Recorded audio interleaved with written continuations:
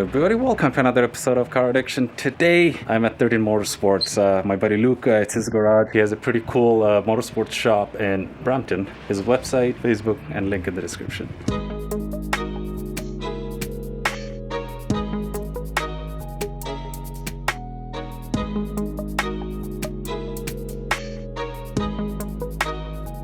So he just went out for a drive because he wanted to see the noise in my subframe. And yeah, let's see how it says. The outside parking lot in 13 Motorsports. This is Luke's Pontiac 5. Look at it.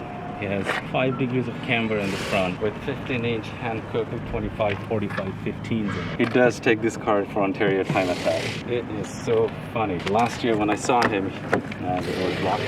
He would have his baby seat in the back, and he has a sparkle seat, driver's seat. And yeah, he would literally take this on the Ontario time attack. That's just crazy. He would beat the crap out of it. Now, I don't know how he did load this motor. They put a new motor in. It's the 2ZZ motor from 2003 Matrix XRS. And then this car belongs to the shop. I actually don't know much about this, so it's the first time I'm seeing this. Again, it's the Ventus hand-cooked ventures, the Korean, very sticky tires, and there's nothing in the back, nothing. Suspension has no give in it. Must be right to drive this.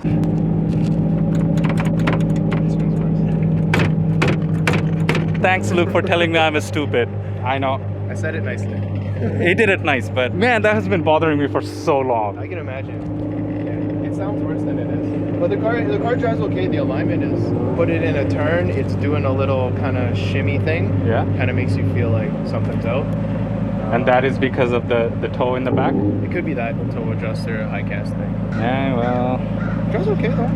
Engine sounds healthy. Yeah. I put the heat on. Oh, it doesn't. There's no heat. Oh, okay. Well, that's not helpful then. There's no heat, no AC. Oh, the heater core's blocked off? Yep. So Guys, good. I love the sound of these motors. Makes me feel like I'm back home. Really, is it that prevalent back home? Well, I mean, my family has a bunch of these things, so whenever we're going out to have some fun, we're driving with these.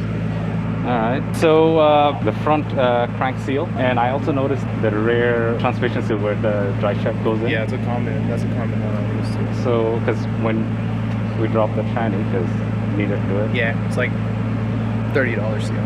Yeah, it's better to do it then. And the Hikas, we're gonna leave it that way. Yeah, delete it. Yeah, we're gonna leave it because we're gonna have to delete that. For the cooling, It's up to you. Get a shroud or maybe. I'm telling you right now, it's almost impossible.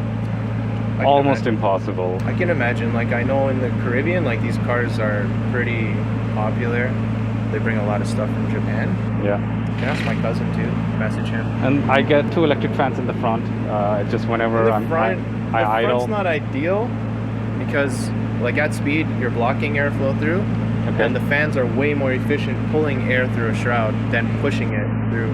So you can put them on the other side. It used to work.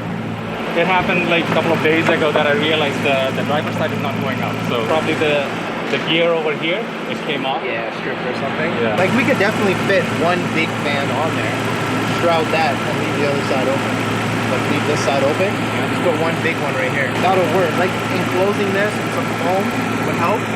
Seal it off on the sides, force the air through. And then we could probably even stick one on the front here. That's what I was thinking.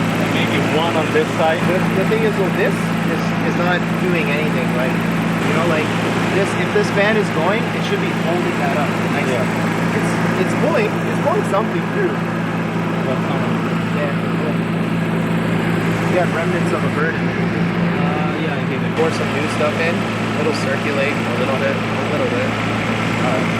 And another thing I need is catch cam. What'd you do with the other one I got you? Oh, it's on the Santa Fe. Santa Fe. Everybody laughs, but that motor is known for... It's the same 2-liter engine, right? Yeah. Yeah, the Genesis has the same. Yeah, it's the same motor. It's known. That's the problem in that motor. Anything turbo, if I don't see oil in the intake, I'd be more worried. These are, I don't know what company. They are not the Spitfire ones. Are they Okada, Okadata, something like that? No. The Japanese guys? No? As Omega? far as all my research says, they are just eBay shit. It says Super Spark on it. I have a set of OEMs in the back. I saw, yeah. My next question was, I have this manual boost controller. How hard is it to install?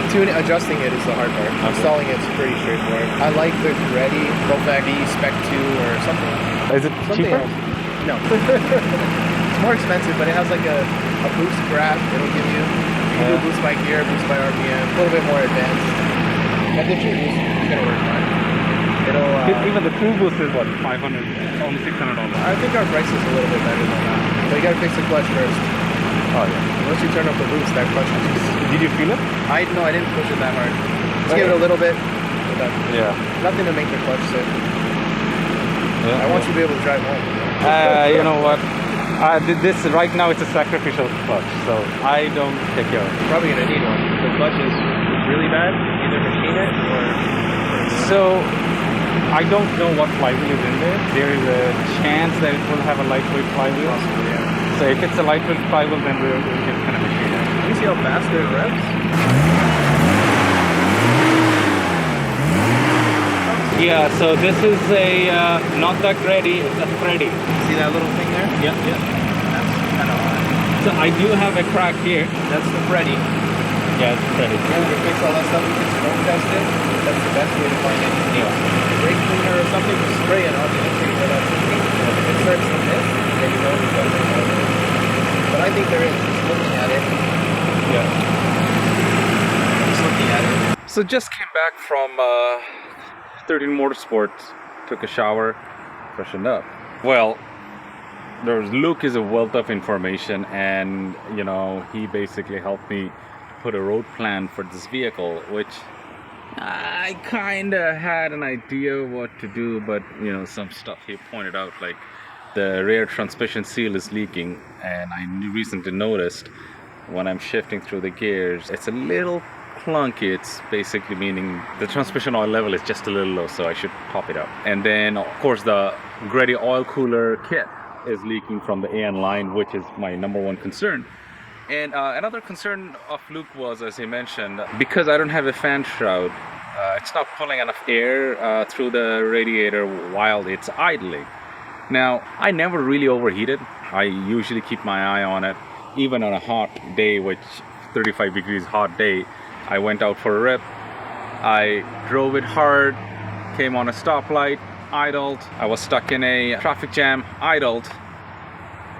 Nothing really happened. The thermostat reads a little higher, but nothing really happened. And then I checked the water temperature with an infrared heat gun, and it was steady at 94 degrees centigrade.